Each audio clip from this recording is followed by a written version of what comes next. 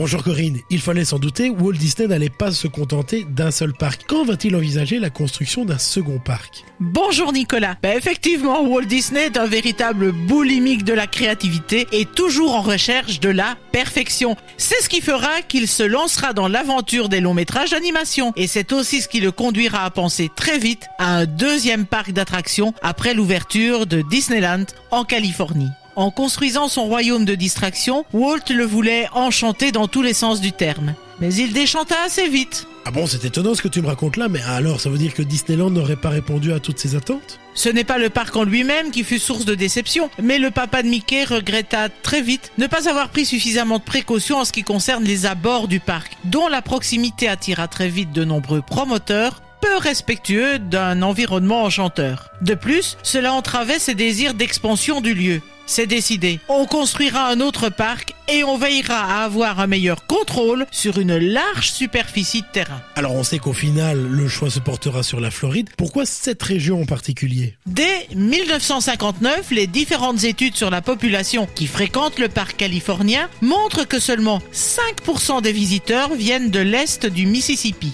Or, 75% de la population des États-Unis y est concentrée. De plus, on sait aussi qu'au début des années 60, la Floride, qui est encore un territoire vierge, s'ouvre de plus en plus au tourisme. Encouragé par la popularité de son parc en Californie et par ses chiffres, Walt Disney rêve d'un parc d'attractions plus grand installé dans cet état.